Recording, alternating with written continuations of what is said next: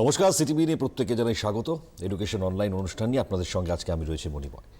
Education online আপনাদের জন্য এবং বিশেষ করে পড়ুয়াদের জন্য, প্রত্যেকের জন্য খুব হেল্পফুল প্রোগ্রাম। আমরা যেই ইনিশিয়েটটা নিয়ে এসেছি এতদিন যাবৎ, করোনার পরিস্থিতি, করোনার প্রত্যেকটি মুহূর্তে যখন পরিস্থিতি সেই জায়গায় যাচ্ছিল, তো সেই সময় দাঁড়িয়ে পড়ুয়াদের সাহায্য এবং পড়ুয়াদের কাছে এডুকেশনটা পৌঁছে দেওয়াই আমাদের প্রাইমারি টার্গেট ছিল এবং সেটা আমরা এখনও পর্যন্ত ফুলফিল করছি। এবং খুব স্বাভাবিকভাবেই তোমরা প্রত্যেকে অনুপ্রাণিত হয়েছো।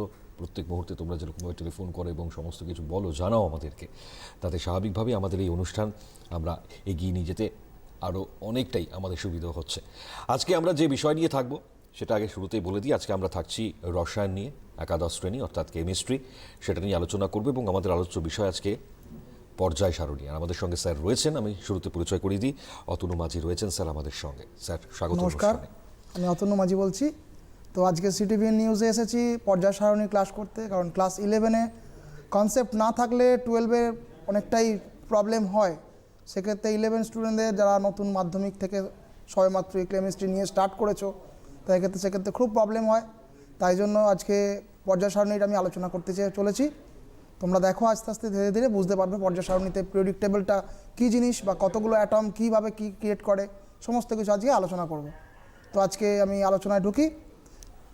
প্রথমে আসি, পিরিয়ডিক টেবিলটা কী জিনিস।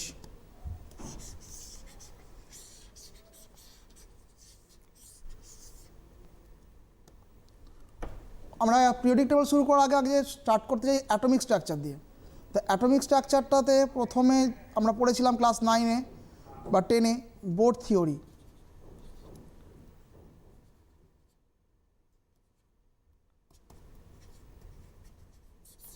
তো বোর থিওরিতে একটা রুল ছিল যে 2n² রুল। ওকে, 2n² রুলটাতে দেখা যাচ্ছিল কি, যে অ্যাটমগুলো যখন ছিল, তাদের যে অরবিটগুলো ছিল, সেই অরবিটে আমার ইলেকট্রনগুলো ফুলফিল হচ্ছিল। তো সেক্ষেত্রে দেখা গেল কি, যে বোর বলেছিলেন কি, যে KLMN করে একটা অরবিট থাকবে। তো সেক্ষেত্রে ফিল আপ করার সময় দেখা গেল যে KL M আর N, এই চারটে অরবিটের মধ্যে আমি যদি রুল ফেলি, তাহলে n=1 ধরি, n=1, n=2, n=3, that is numbering করলাম অরবিটগুলোকে 1 2 3 4 করে। তাই যদি রুল ফিল আপ করি, তাহলে এখানে ম্যাক্সিমাম নাম্বার অফ ইলেকট্রন কতগুলো করে হবে। ম্যাক্সিমাম নাম্বার অফ ইলেকট্রন যদি দেখতে হয় কে এককে, তাহলে হবে 2n², দ্যাট মিনস হচ্ছে 2 হবে, কারণ 2 × 1², দ্যাট মিনস 2। এবার এল এর ক্ষেত্রে দেখব কি 2 × 4², 2 × 2², দ্যাট ইজ 8। এম এর ক্ষেত্রে 2 × 3², দ্যাট ইজ 18, আর 2 × 4² মানে 32। এরকম করে সাজাতে সাজাতে দেখা যাচ্ছে যে যখন আমরা পিরিয়ডিক টেবিল তৈরি করছি, মানে মেন্ডেলে ছাড়া, মানে প্রাথমিক অবস্থায় যখন পিরিয়ডিক টেবিল তৈরি করেছিলাম, যে সেখানে দেখা যাচ্ছিলো যে নিউজিল্যান্ডের অষ্টক সূত্র বা ত্রয়ী সূত্র, ডোবেরিয়ানের ত্রয়ী সূত্র, এগুলো করার পরেও দেখা যাচ্ছে পিরিয়ডিক টেবিলে কিছু ফল্ট চলে আসছে। তখন সায়েন্টিস্ট বোর এবং সায়েন্টিস্ট আইনস্টাইন দুজনে একটা থিওরি বের করলেন, যে বোর কোয়ান্টাম থিওরি। সেটা কি না, SPDF থিওরি। এই SPDF-এর উপর বেস করে টোটাল পিরিয়ডিক টেবিলটা দাঁড়িয়ে আছে। হলো, এবার SPDF-টাকে আমি ঢুকি, দেখি কি আসছে SPDF-এর মধ্যে। তা SPDF-এর মধ্যে যদি দেখি আমি কিভাবে আসলো SPDF-টা, তাহলে বোর আইনস্টাইন থিওরি অনুসারে আমি দেখতে পারি কি, চারটে কোয়ান্টাম নাম্বার আছে। একটা হচ্ছে প্রিন্সিপাল কোয়ান্টাম নাম্বার, একটা হচ্ছে অ্যাজিমুথাল কোয়ান্টাম নাম্বার, একটা হচ্ছে ম্যাগনেটিক কোয়ান্টাম নাম্বার, আর একটা স্পিন কোয়ান্টাম নাম্বার। ওকে, এই azimuthal quantum number, spin quantum নাম্বারগুলো আস্তে আস্তে আস্তে আস্তে আমি আলোচনা করছি। তো প্রথমে দেখি প্রিন্সিপাল কোয়ান্টাম নাম্বার, বেসিক যা ছিল বোর থিওরিতে, সেই 2n² রুল, সেই অনুসারেই চলবে। তার মানে KL M N এই চারটে ভাগ করলে কি দাঁড়ায় না, এখানে 2 8 18 32 এই অনুসারে সাজানো হচ্ছিল। তারপর এবার চলে আসি আমি অ্যাজিমুথাল কোয়ান্টাম নাম্বার, যাকে আইডেন্টিফাই করা হয় L দ্বারা। ওকে, আর ম্যাগনেটিক কোয়ান্টামকে দেওয়া হয় স্মল m দ্বারা, আর স্পিন কোয়ান্টামকে দেওয়া হয় স্মল s দ্বারা। ওকে, আচ্ছা, এবার চলে আসো প্রিন্সিপাল কোয়ান্টাম নাম্বার থেকে আমি আসি অ্যাজিমুথাল কোয়ান্টাম নাম্বার বা গৌণ কোয়ান্টাম সংখ্যার মধ্যে আসি। তা গৌণ কোয়ান্টাম সংখ্যাতে রুল হচ্ছে যে L = n-1।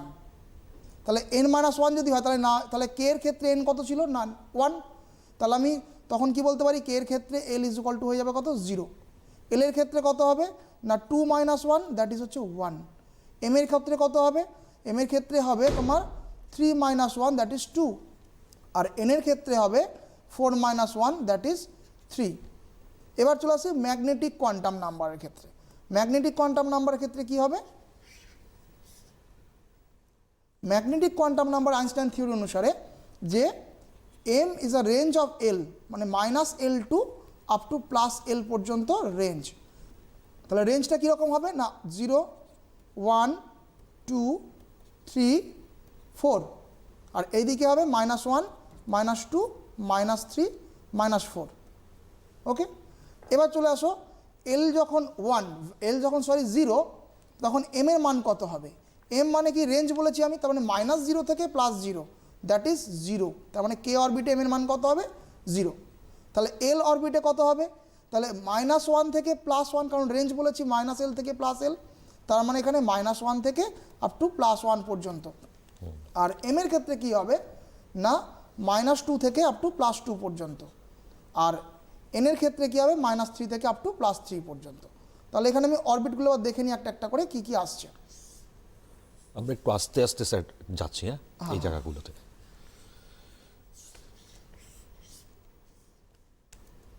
আচ্ছা, এরপর কি হবে না এল যখন 0 তখন দেখো একটা ইউনিট পেয়েছিলাম, এল যখন 1 তখন -1, 0, +1 দ্যাট ইজ 3টে ইউনিট পেয়েছি আমরা।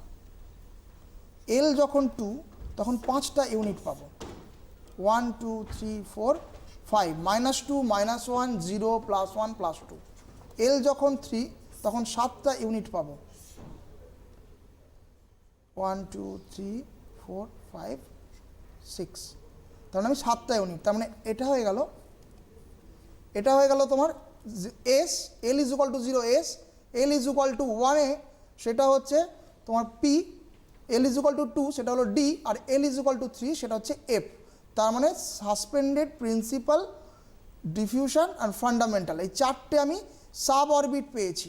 এই 4টে সাব অরবিটকে পরবর্তীকালে আমি হুন্স রুল অনুসারে ফেলবো।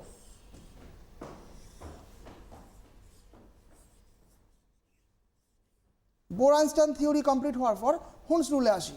কি আসছে না হুন্স রুল কীভাবে সাজানো হয়েছে না 1s, 2s, 2p, 3s, 3p, 3d, 4s, 4p, 4d, 4f হলো।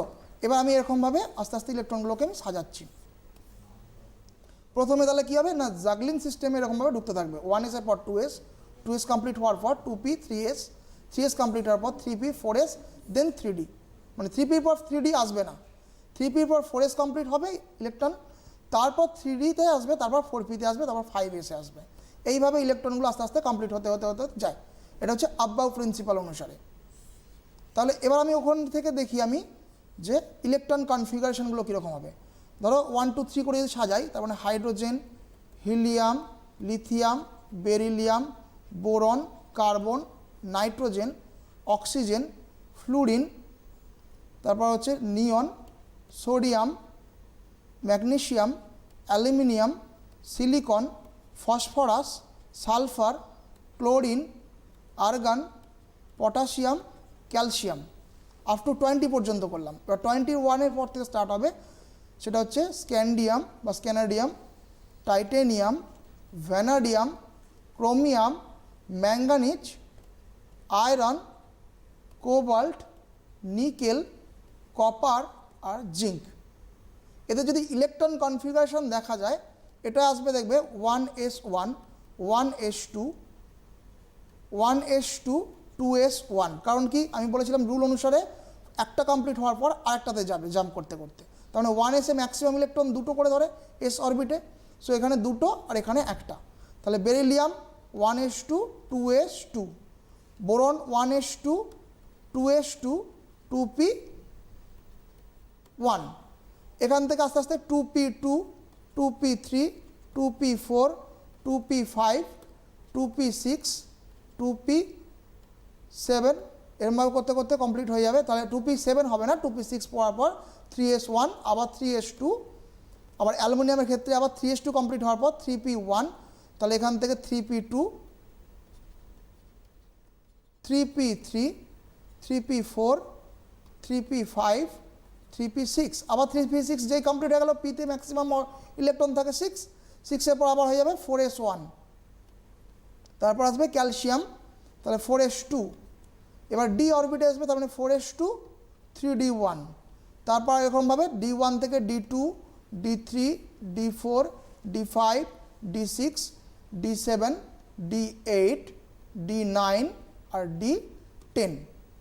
এইখানে পিরিয়ডিক টেবিল যখন করব তখন এই জিনিসটা একটু ভুল আছে, একটা হচ্ছে কপার আর একটা হচ্ছে ক্রোমিয়াম।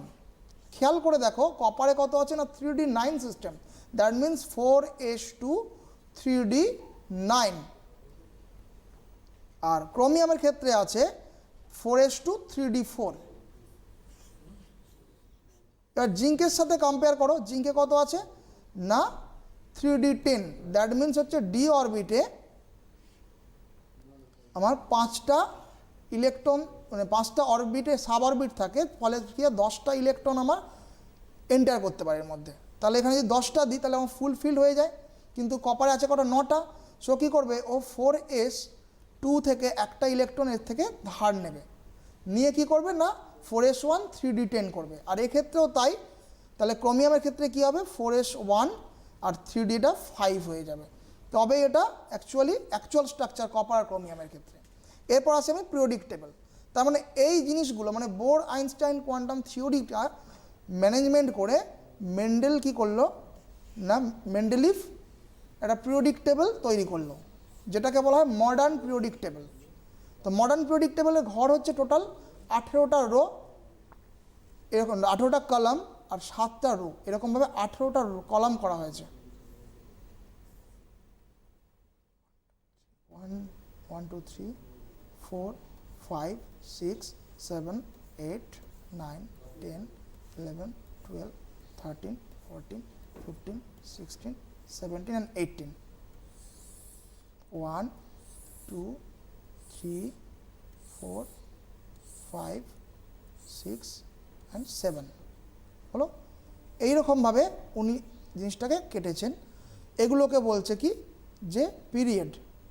এখানে হচ্ছে 1 2 3 4 5 6 and 7, আর এদিক থেকে যখন কাউন্ট করব এগুলোকে বলা হচ্ছে গ্রুপ। তার মানে এখান থেকে আসবে আমার গ্রুপ সিস্টেম। এটা হচ্ছে 1 ক্ষেত্রে রেখেছেন কি এস যে ব্লকটা ছিল, এসে কটা ইউনিট ছিল না 2টো করে ইলেকট্রন ধরতো। তো 2টো করে যদি ইলেকট্রন ধরে তাহলে এটাই হয়ে যাবে, ফার্স্টটায় ধরেছে S1 আর সেকেন্ডটায় ধরেছে S2। এখান থেকে আবার কাউন্ট করেছে 6টা, পি মানে 3টে ঘর, ম্যাক্সিমাম ইলেকট্রন কটা থাকে 6টা, এটা হচ্ছে পি, তাহলে ম্যাক্সিমাম 6টা থাকবে, তার মানে এটা হয়ে যাবে P6, এটা P5, P4, P3, P2 আর P1। তাহলে বাকি কটা পড়ে থাকছে 10টা, তার মানে এখান থেকে শুরু করছে 10টা এই জায়গা থেকে। তাহলে D1, D2, D3, D4, D5, D6, D7, D8, D9 আর D10। আর এদিক থেকে আমি এটাকে মুছে দিলাম,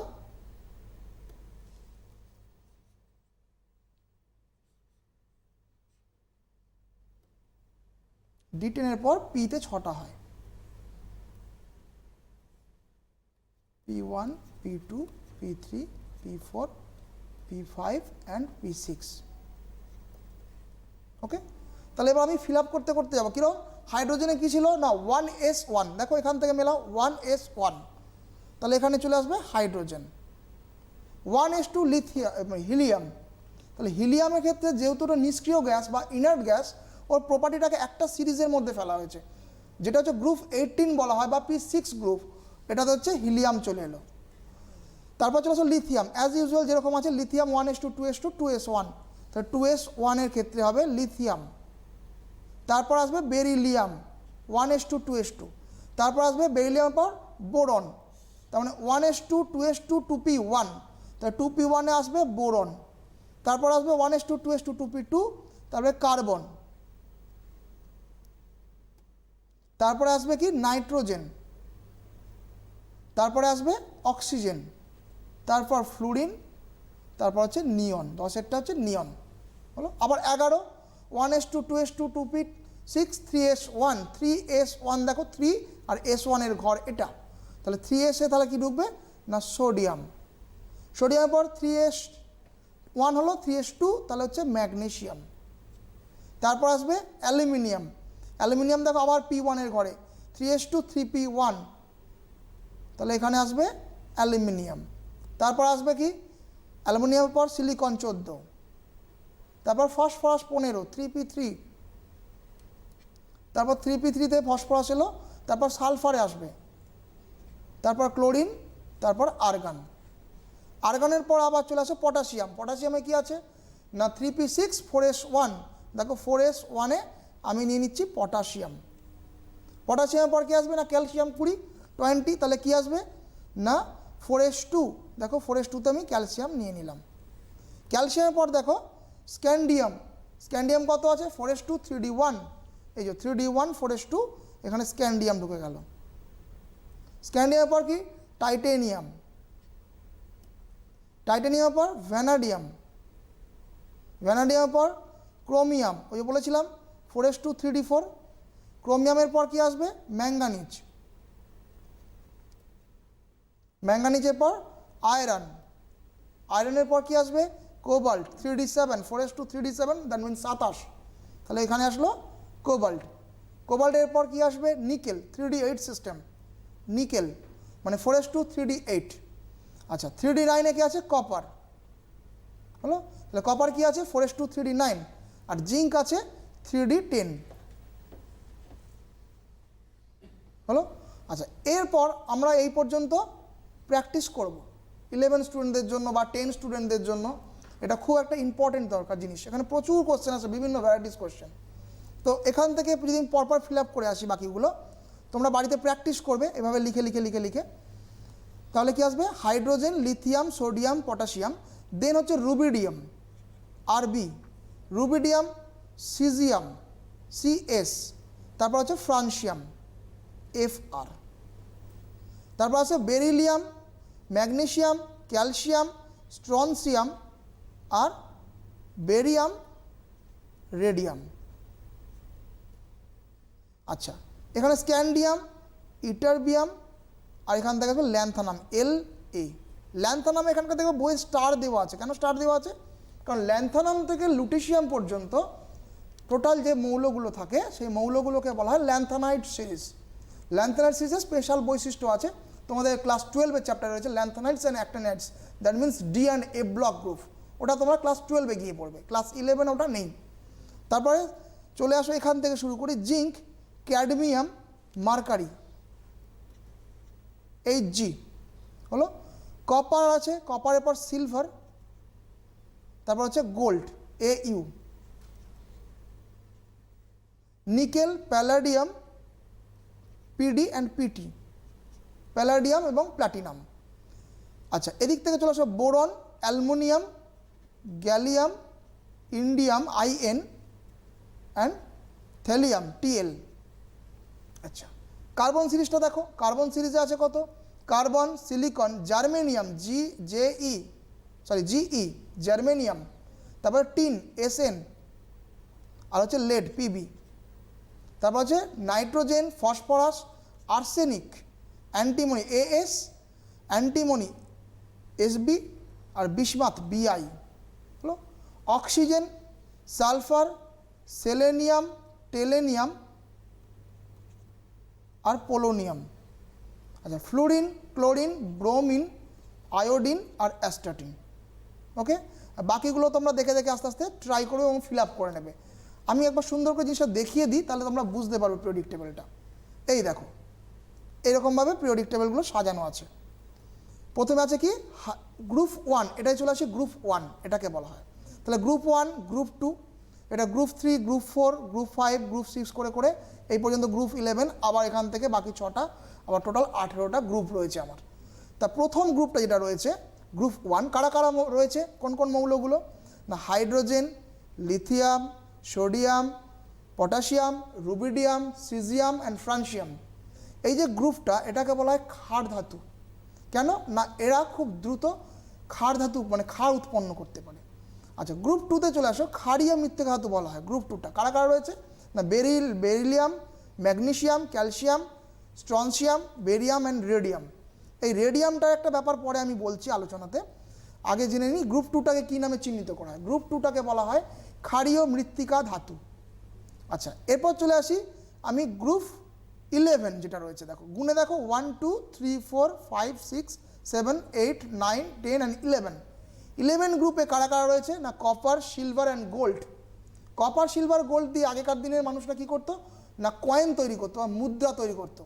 সো এই সিরিজটাকে মেন্ডেলিভ নাম দিলেন কি না, এটা মুদ্রা ধাতু শ্রেণী বা মেটাল কয়েন মেটাল সিরিজ। ওকে, আচ্ছা এরপর চলে আসো গ্রুপ 15। তাহলে এখানে 11 গেছে, 12 13 14 অ্যান্ড 15। গ্রুপ 15 মানে পি ব্লক এলিমেন্টের মধ্যে গ্রুপ 15 ধরা হয় এটাকে। তাহলে গ্রুপ 15 কারা কারা রয়েছে না, nitrogen, phosphorus, arsenic, antimony and bismuth. Okay, এইটাকে বলা হয় নিকটোজেন সিরিজ। তার মানে এই যে মৌলগুলো রয়েছে এরা নিকটিনাইট তৈরি করে। ক্লাস 12-এ যখন পড়বে গ্রুপ 15 বা পি ব্লক এলিমেন্টের চ্যাপ্টার রয়েছে, ওখানে লেখা আছে দেখবে নিকটিনাইট কেন বলা হয়। ওকে, যদি তোমাদের কাছে বই না থাকে দাদাদের কাছ থেকে একটু সাহায্য নিয়ে দেখবে যে নিকটিনাইট কেন বলা হয় বা নিকটোজেন কেন বলা হলো এটা। আচ্ছা, নেক্সট চলে আসি আমি গ্রুপ 16। গ্রুপ 16-এ কারা কারা রয়েছে, oxygen, sulphur, selenium, tellurium and polonium. এই সিরিজটাকে বলা হয় চ্যালকোজেন সিরিজ। তার মানে এই সিরিজের যে মৌলগুলো রয়েছে এরা চ্যালকোপাইরাইটিস তৈরি করে, oxygen, sulphur, selenium, tellurium and polonium. আচ্ছা, এরপর চলে আসো আমার গ্রুপ 17। গ্রুপ 17 কি আছে, fluorine, chlorine, bromine, iodine and astatine. এরা হ্যালোজেন সিরিজ, মানে এরা হ্যালাইড উৎপন্ন করে। হ্যালাইড কাদের বলা হয় না, যাদের ক্ষেত্রে একটা করে ইলেকট্রন অ্যাকসেপ্ট করে অ্যানায়ন উৎপন্ন করে। যেমন হচ্ছে ফ্লুরিন, ফ্লুরিনের ক্ষেত্রে কি না 1s2 2s2 2p কী হতে হবে 2p5, তাহলে 5 দিয়ে 7, তাহলে ওখান থেকে একটা ইলেকট্রন নেবে, তাহলে আউটার মোস্টে একটা ইলেকট্রন নিলে কী তৈরি হয় না F- তৈরি হয়। তাহলে F- হচ্ছে ফ্লুরাইড, Cl- হচ্ছে ক্লোরাইড, Br ব্রোমাইড, তারপর হচ্ছে আয়োডাইড অ্যান্ড অ্যাস্টাইড। আর বাকিটা রয়েছে দেখো গ্রুপ 18, এটাকে জিরোথ সিরিজও বলা হয় বা ইনার্ট সিরিজ বলা হয়। কেন ইনার্ট সিরিজ বলা হয় আগে জানি, কারা কারা রয়েছে। গ্রুপ 18-এ রয়েছে helium, neon, argon, krypton, xenon and radon. এই গ্রুপ 18-এর মধ্যে যেটা রয়েছে এদের ক্ষেত্রে এরা আউটার মোস্টে যতগুলো ইলেকট্রন থাকার দরকার, অর্থাৎ 2s-এ 2টো থাকা দরকার, 2p6 অর্থাৎ 2p6 মানে 6টা ইলেকট্রন দরকার, 6টাই আছে, অথবা ডিতে 10টা থাকা দরকার, 10টাই রয়েছে। ডি কক্ষে মানে তোমার 5টা করে ঘর আছে, 10টা ইলেকট্রন হলে ফুলফিলড হয়। ওকে, তাহলে এখানে প্রত্যেকটা এই যে এলিমেন্টগুলো রয়েছে বা মৌলগুলো রয়েছে দেখছি প্রত্যেকটাতেই লাস্ট অরবিটে যতগুলো ইলেকট্রন দরকার ঠিক ততগুলো ইলেকট্রনই ফুলফিল হয়েছে। তাই জন্য এরা কী করে না, কেমিক্যালি রিঅ্যাক্ট করতে পারে না, তাই জন্য এদেরকে বলা হয় ইনার্ট বা নিষ্ক্রিয় বলা হয়। ওকে, এরপর চলে আসি আমি গ্রুপ 1-এর ক্ষেত্রে আবার আলোচনা করি। গ্রুপ 1-এ দেখো যে এইগুলো রয়েছে, মানে hydrogen, lithium, sodium, potassium, rubidium, caesium.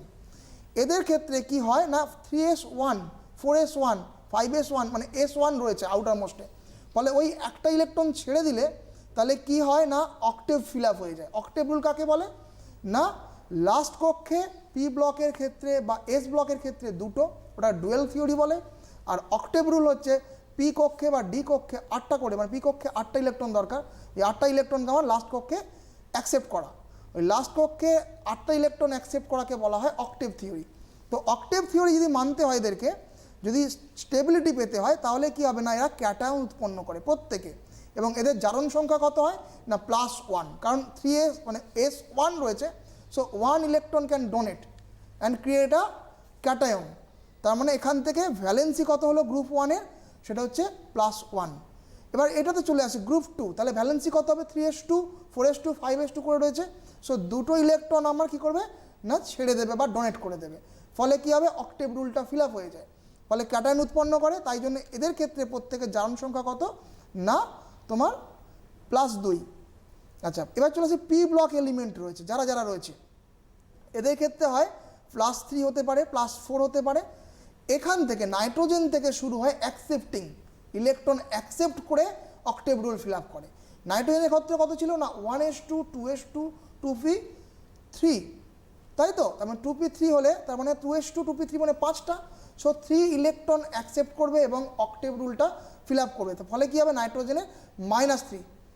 কিন্তু নাইট্রোজেনের একটা এক্সেপশনাল কেস আছে, নাইট্রোজেনের ক্ষেত্রে যে অক্সাইডগুলো করে যেমন NO, N2O, N2O3, N2O5, এদের ক্ষেত্রে কিন্তু নাইট্রোজেনের অনেকগুলো ভ্যালেন্সি দেখায়।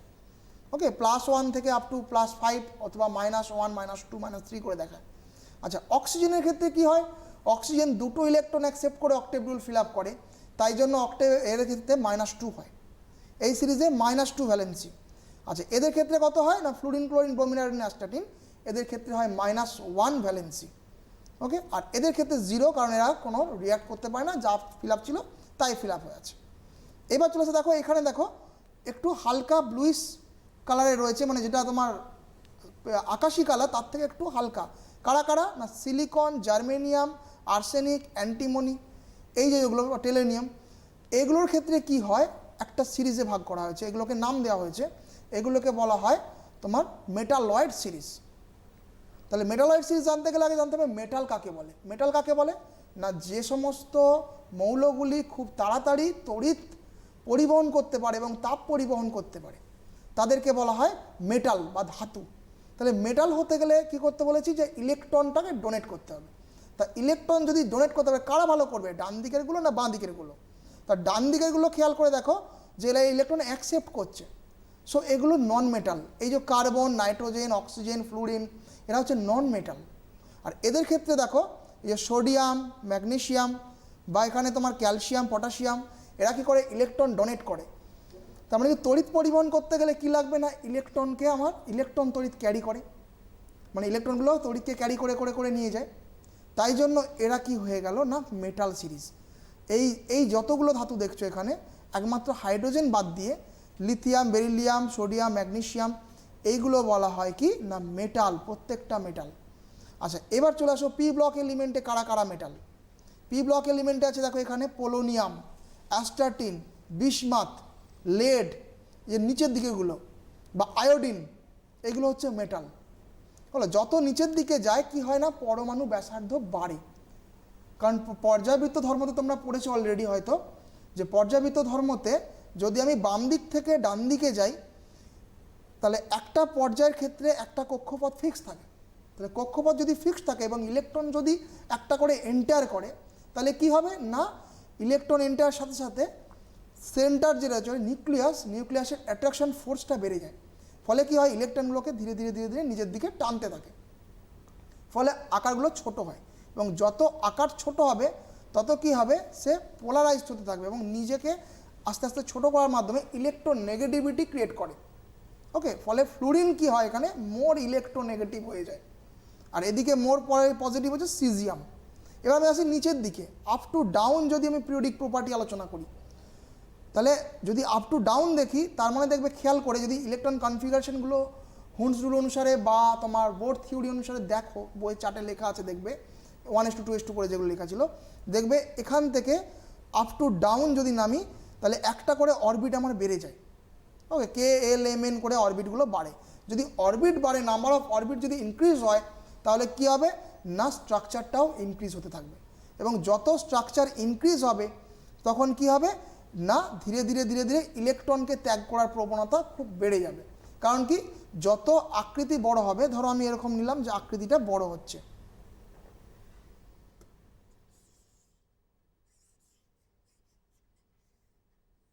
আকৃতি যদি বড় হয় তাহলে কি হবে না, ইলেকট্রন অলওয়েজ লুজলি বাউন্ডেড হবে, আর ফলে কি হবে, ইলেকট্রন ত্যাগ করে দেবে। তো আমি একটা দেখি যে পটাশিয়াম এবং সোডিয়ামের মধ্যে, ধরো সোডিয়াম দেখলাম আর পটাশিয়াম, ওকে, তাহলে সোডিয়াম আর পটাশিয়াম আর ধরো লিথিয়াম দেখলাম, এই তিনটে। লিথিয়ামের ক্ষেত্রে কত, ইলেকট্রন নাম্বার 3, সোডিয়ামের ক্ষেত্রে কত, এটা হচ্ছে 11, পটাশিয়াম 19। তার মানে কি 1s2 2s2 2p, sorry 2s2 আর হচ্ছে 2s1 হবে, এটা 1s2 2s1। এটার ক্ষেত্রে কী হবে 1s2 2s2 2p6 3s1, এটাই কী হবে 4s1। খেয়াল করে দেখো দেখি, এই যে পিছনের নাম্বারগুলো লেখা আছে 3 4 5 বা 2, এইগুলো হয়ে গেল কি n, n is equal two 4, তাহলে n ইজ ইকুয়াল টু 4 মানে কি থাকবে, n ইজ ইকুয়াল টু 4 মানে 4টে কক্ষপথ থাকবে, তার মানে k l m আর n, এটা তো নিউক্লিয়াস। তাহলে এটা মানে কি আসবে k l m n, তার মানে n equal to 1, n equal to 2, n equal to 3, n equal to 4। তার মানে এরকমভাবে যত আমি বাড়াতে থাকবো কক্ষপথগুলো তত ধীরে ধীরে বাড়তে থাকবে। ফলে কি হবে, আপ টু ডাউন যদি আমি দেখি ওপর থেকে নিচের দিকে, তাহলে কি হবে না পিরিয়ডিক প্রপার্টিতে তোমার অ্যাটমিক রেডিয়াস যেটা রয়েছে ধীরে ধীরে ধীরে ধীরে বৃদ্ধি পেতে থাকবে। আচ্ছা, আর এদিক থেকে এদিকে গেলে কি হবে, যে ধরো এটা অরবিট রয়েছে, ধরো কে বা ধরো এল, এলেতে কি হয় একটা একটা করে ইলেকট্রন ফিল আপ হতে থাকে এদিকে। ফলে কি হয়, আস্তে আস্তে ধীরে ধীরে ইলেকট্রন বাড়ার সঙ্গে সঙ্গে force of attraction to the nucleus increase হয়ে যায়। হলো। আচ্ছা, এরপর চলে আসি গ্রুপ ডি যেটা ছিল, অনেকের ডি নিয়ে খুব প্রবলেম হয় যে গ্রুপ ডিতে বুঝতে পারি না স্যার কি অসুবিধা হচ্ছে, কেন কালার্ড হয় বা কেন ভ্যালেন্সিগুলো দেখায় এইভাবে। ধরো গ্রুপ ডিতে কারা কারা রয়েছে, এখান থেকে শুরু হয়, মানে চতুর্থ পর্যায় থেকে গ্রুপ ডি শুরু হয়। এখানে 10টা করে এলিমেন্ট দেখবে রয়েছে, স্ক্যান্ডিয়াম থেকে জিঙ্ক পর্যন্ত। তাহলে scandium, titanium, vanadium, chromium, manganese, iron, cobalt, nickel, copper and zinc. এদের ক্ষেত্রে কী হয়, ডিফারেন্স ভ্যালেন্সি দেখায়। কীরকম ডিফারেন্স ভ্যালেন্সি দেখায়, ধরো আয়রন, আমি আয়রনটা যদি দেখি, আয়রনের কত না 26 ইলেকট্রন নাম্বার। যদি 26 হয় তার মানে কি আর্গান 18টা কমপ্লিট হয়ে গেল, 4s2 আর 3d6। আমি 4s-এর অরবিট মানে যদি আঁকি, সাব অরবিট বা অরবিটাল যদি আঁকি, তাহলে কী হবে, 4s-এ কটা ইলেকট্রন ঢুকবে না 2টো। এখানের ক্ষেত্রে কি হবে না 6টা। প্রত্যেকটাতে আগে ফিল আপ হবে আব্রাউ প্রিন্সিপাল অনুসারে, কি হয় 1 2 3 4 5 দেন 6। ওকে, তাহলে এটা হচ্ছে গ্রাউন্ড স্টেট অফ আয়রন। এবার যদি আমি বাইরে থেকে এনার্জি পুশ করি, তাহলে কি হবে না ফার্স্ট একটা ইলেকট্রন এখান থেকে বেরিয়ে যাবে। অ্যাজ এ রুল অনুসারে S P D F screening power অনুসারে এইরকম থাকে। এস এ স্পেরিক্যাল স্ট্রাকচার, পিতে ডাম্বেল স্ট্রাকচার, ডিতে ডাবল ডাম্বেল স্ট্রাকচার। এইভাবে যদি দেখি তাহলে আমি দেখবো যে এস থেকে আগে ইলেকট্রন একটা বেরিয়ে যাবে। হলো। আবার যদি বাইরে থেকে এনার্জি পুশ করি, তার মানে আমার 3d5 সিস্টেম, আমার টার্গেট হচ্ছে 3d5। 3d5 মানে হচ্ছে হাফ ফিল্ড স্টেবিলাইজড সিস্টেম। যত হাফ ফিল্ড হবে নর্মাল ইলেকট্রন কনফিগারেশনের থেকে হাফ ফিল্ড স্টেবিলিটিটা মোর স্টেবল হয়। তাই জন্য কী হয়, আবার যদি ইলেকট্রন আমাকে ত্যাগ করাতে হয়, তাহলে কী হবে, এখান থেকে আরেকটা ইলেকট্রন ত্যাগ হবে, দ্যাট ইজ Fe+2। এস থেকে 2টো ইলেকট্রন চলে গেল। তারপরে কী হবে না Fe+3। দেখো দেখি কেন +3 হলো না, ফর স্টেবিলাইজেশন এনার্জি, শুধুমাত্র স্টেবিলিটি পাওয়ার জন্য কি করলো না ডি থেকে একটি ইলেকট্রন ডোনেট করে দিল। যেই ডোনেট করে দিল তাহলে কী হয়ে গেল 3d5 সিস্টেম হয়ে গেল। তার মানে 4s0 3d5। এই জন্য ডি ব্লক এলিমেন্টগুলো কি হয় না ডিফারেন্ট ভ্যালেন্স ক্রিয়েট করে শুধুমাত্র স্টেবিলিটি পাওয়ার জন্য।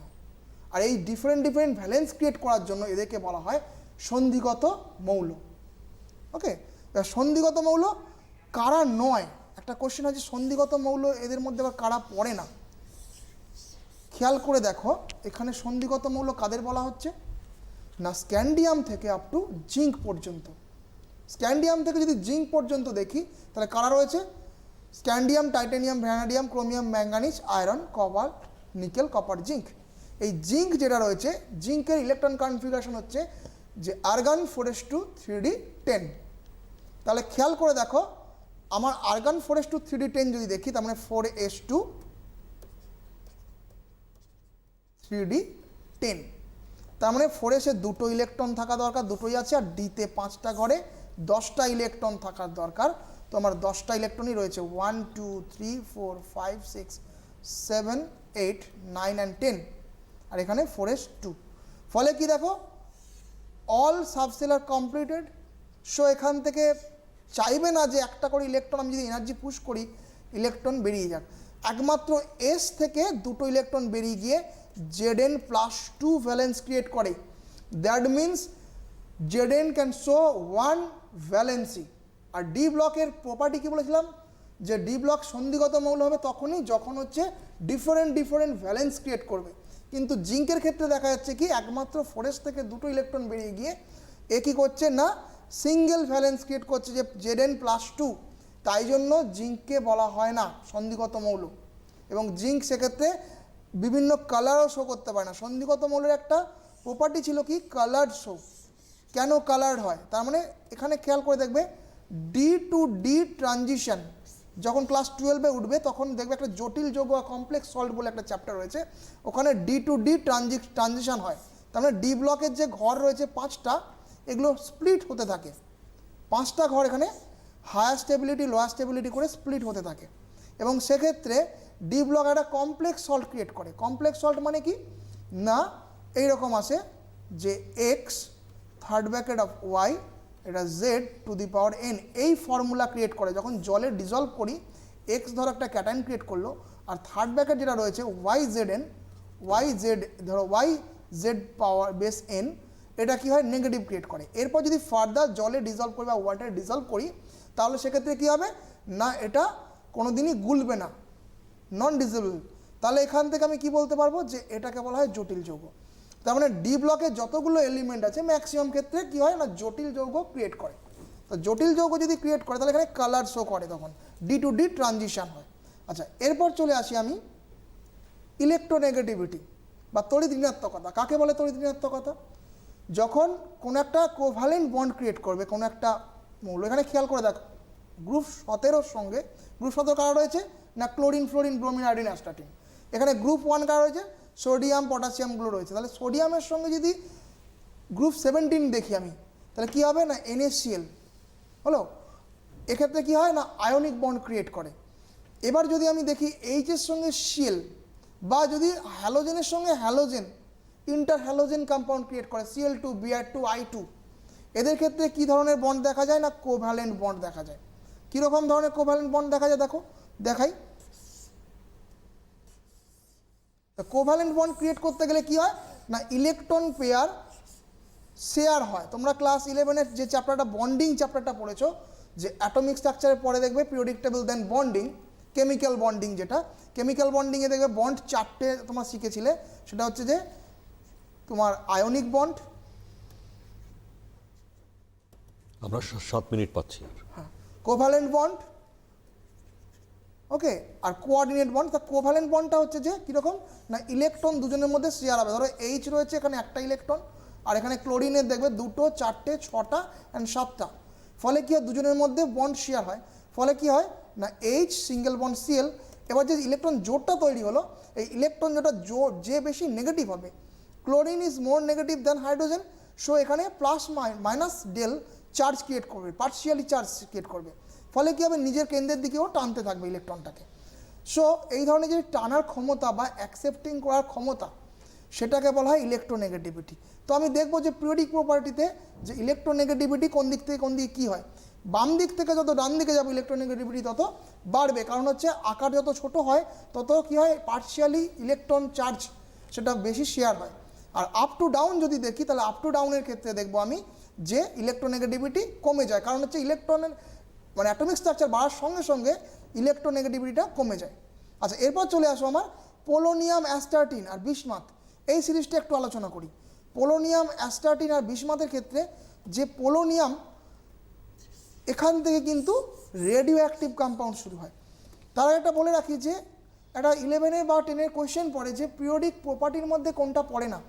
পিরিয়ডিক প্রপার্টিতে হচ্ছে কী কী আসে না অ্যাটমিক রেডিয়াই আসে, ইলেকট্রোনেগেটিভিটি, আয়োনাইজেশন এনার্জি, তারপর কি আসে না তোমার bond energy, bond enthalpy, hydration enthalpy, EDC, বিভিন্ন ধরনের জিনিস আসে।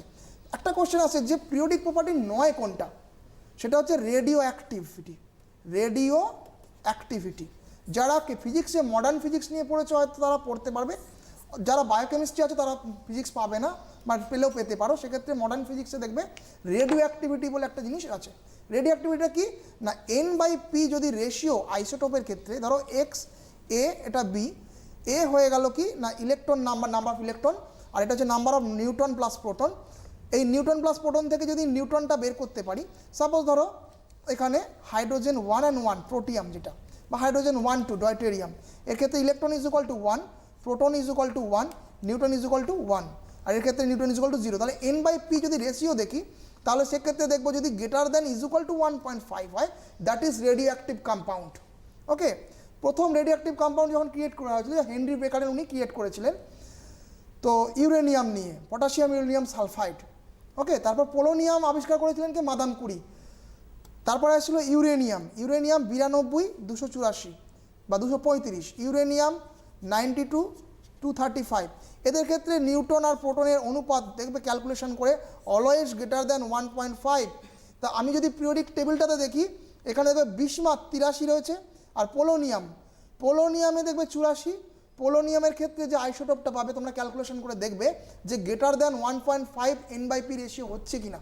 যদি N/P 1.5 হয় দেন বলবে এখান থেকে মানে পোলোনিয়াম থেকে আপ টু যত 118 পর্যন্ত রয়েছে সেগুলোকে বলা হবে কি না রেডিও অ্যাক্টিভ কম্পাউন্ড। আর রেডিও অ্যাক্টিভিটি কিন্তু মেজারমেন্ট ওই কম বাড়া হয় না, মানে কম বেশি হয় না, যে ভ্যালু কম ভ্যালু বেশি এরকম হয় না। সো পিরিয়ডিক প্রপার্টি হতে গেলে কী হবে না কম বেশি হতে হবে। অ্যাটমিক রেডিও যেমন কম বেশি, আয়নাইজেশন এনার্জি কম বেশি, ইলেকট্রোনেগেটিভিটি কম বেশি হয় ওপর থেকে নিচে বা বাঁ দিক থেকে ডান দিকে, সেক্ষেত্রে এগুলোকে বলবো পিরিয়ডিক প্রপার্টি। আর এগুলোকে যেহেতু আমার এখানে দেখতে পাচ্ছি যে রেডিও অ্যাক্টিভিটি কোনো পিরিয়ডিক প্রপার্টির মধ্যে পড়ছে না, কারণ হচ্ছে রেডিও অ্যাক্টিভিটি সেক্ষেত্রে তোমার কম বেশি হয় না, 1.5 থেকে বেশি হলে সেটা বলবো রেডিও অ্যাক্টিভ কম্পাউন্ড। এবং সেখান থেকে কী কী বেরোয় না আলফা বিটা অ্যান্ড গামা, এই 3 ধরনের রে ক্রিয়েট হয়। ওকে, এবার চলে আসি মেটাল নন মেটাল প্রপার্টি। তো এখানে দেখো কারা কারা রয়েছে, nitrogen phosphorus arsenic antimony bismuth. এই নাইট্রোজেন ফসফরাস আকৃতিতে ছোটো হওয়ার জন্য এবং ইলেকট্রন অ্যাকসেপ্ট করে, ফলে কি হয় নেগেটিভিটি চার্জ তো ক্রিয়েট করে, তাই জন্য এরা হয়ে গেল নন মেটাল। আর মেটাল আমি প্রথমেই বলেছি কি ধাতু কাদের বলে না যারা ইলেকট্রন ডোনেট করতে পারে সহজে এবং স্টেবিলিটি পায়, সেক্ষেত্রে বিসমাথ +3 দেখায়, বিসমাথ হচ্ছে মেটাল। ওকে, এখানে মার্কারি, এখানে গ্রুপ ডি ব্লক এলিমেন্ট যেগুলো রয়েছে সব কটা মেটাল। ওকে, আর এখানে রয়েছে নন মেটাল কাদের বলে, নন মেটাল পড়তে গেলে আমাকে জানতে হবে ব্যান্ড থিওরি কী জিনিস। ব্যান্ড থিওরি হচ্ছে যে সলিডের ক্ষেত্রে ব্যান্ড যদি আমি দেখি ব্যান্ড পটি সেটা এনার্জি গ্যাপটা অনেক কম থাকে, ফলে একটা অ্যাটমের সঙ্গে আরেকটা অ্যাটমের যে গ্যাপটা ইলেকট্রন সহজেই চার্জ ক্রিয়েট করতে পারে। আর নন মেটালদের ক্ষেত্রে গ্যাপটা অনেক বেশি হয়, ফলে কী হয় যখন তাপ দেবো ইলেকট্রন জাম্প করে যেতে পারে না একটা ইলেকট্রন থেকে মানে অ্যাটম থেকে। সো এখানে ইলেকট্রনগুলো কি হয় না ইলেকট্রিক ক্যারি করতে পারে না, এদেরকে বলা নন মেটাল। আর মেটালয়েড কাদের বলা হয় না এনার্জি গ্যাপ এই নন মেটালের থেকে একটু কম, ফলে কি হয় তাপ দিলে এনার্জি গ্যাপটা অনেক ছোটো হয়ে যায়, ফলে ইলেকট্রন সহজে ক্যারি করতে পারে, তাদেরকে বলা হয় নন মেটাল। এই পিরিয়ডিক প্রপার্টিতে নন মেটাল কারা কারা রয়েছে না সিলিকন, জার্মেনিয়াম, আর্সেনিক, লেড আর পোলোনিয়াম, এই টেলিনিয়াম আর পোলোনিয়াম। পোলোনিয়াম হচ্ছে তোমার রেডিও অ্যাক্টিভ চলে গেল, তার মানে সিলিকন জার্মেনিয়াম পড়ছে, এখানে আর্সেনিক অ্যান্টিমনি, এইগুলো হয়ে গেল তোমার কি না নন মেটাল মেটালয়েড সিরিজ। হলো মেটালয়েডের ক্ষেত্রে কি হয় না এরা ডায়োড ক্রিয়েট করতে পারে। ফিজিক্সে একটা টার্ম পড়েছে যে ডায়াড, যাদের ফিজিক্স নেই তাদের একটু বুঝিয়ে দিই। ডায়াড মানে হচ্ছে স্যার 1 মিনিট পাচ্ছি আমরা। ওকে এনপিএন ডায়াড। তো এনপিএন ডায়াডটা আমরা ছোট্ট করে একটু বুঝিয়ে দিই, হাতে অল্প সময় রয়েছে তাই জন্য ছোটো করে বোঝালাম যে এনপিএন ডায়াড মানে ইলেকট্রন টু প্রোটন টু মানে vacant to electron charge transfer হয়। মানে এইরকমভাবে যদি ব্লক করি আমি দেখা যায় 0 0 0 plus plus plus and minus minus minus. So প্লাসের থেকে কী হয় মাইনাস ইলেকট্রন জাম্প করতে পারে, মাইনাস থেকে প্লাস ইলেকট্রন জাম্প করতে পারে, ফলে নন মেটালগুলো কী হয় যে ব্যান্ড থিওরি অনুসারে ইলেকট্রন জাম্প করার মাধ্যমে ইলেকট্রন ক্যারি করতে পারে, ফলে দুটো ডায়োড ক্রিয়েট করে, সেটা হচ্ছে এনপিএন ডায়োড অথবা পিএনপি ডায়োড। দুদিকে পি থাকবে ভ্যাকেন্ট থাকবে, মাঝখানে চার্জ থাকবে প্লাস মাইনাস করে থাকবে এবং 0 0 0, ফলে কী হবে ইলেকট্রনগুলো এদিক থেকে ওদিক জাম্প করতে পারবে। তো পিরিয়ডিক প্রপার্টিতে আর একটা জিনিস রয়েছে যেটা হচ্ছে তোমার যে এখানে তোমার এই জায়গায় ক্লোরিন, ফ্লুরিন, ব্রোমিন, অ্যাস্টাটিন, এদের ক্ষেত্রে দেখো এই সিরিজটাতে সব করাতে মানে স্টেট অফ ম্যাটার যে 3টে রয়েছে। আমাদের আজকে একদমই সময় নেই, আজকে আমাদেরকে শেষ করতে হবে। Okay. মানে আপনি যত সুন্দর করে বুঝিয়ে দিলেন, আমি আশা করব যে প্রত্যেকেই এই পিরিয়ডিক চার্টটাকে ফলো করবেন এবং আপনি যেমনটা বলছিলেন যে বাড়িতে একটু প্র্যাকটিসটা করতেই হবে। বাড়িতে খুব রেগুলারলি প্র্যাকটিস করতে হবে এবং কোশ্চেনগুলো দেখবে আলোচনা করতে হবে, এবং সেক্ষেত্রে দেখবে টেস্ট পেপার রয়েছে, এবিটিএ আছে, পারুল প্রকাশনী, বিভিন্ন ধরনের বই আছে। তো কোশ্চেনগুলো একটু ভালো করে আলোচনা করে নেবে, যদি কোনো সমস্যা হয় সেক্ষেত্রে সিটিভিনের সাথে যোগাযোগ করবেন, আমি নিশ্চয়ই আনসার দিয়ে দেবো। এবং আমরা রয়েছেই তোমাদেরকে সাহায্য করার জন্য, তাই তো আমাদের এই অনুষ্ঠান তোমাদের জন্যই। আজকে অনুষ্ঠান শেষ করবো, অসংখ্য ধন্যবাদ জানিয়ে তোমাদেরকে, স্যারকে অনেক ধন্যবাদ। শেষ করছি অনুষ্ঠান, নমস্কার, দেখতে থাকবেন সিটিভি।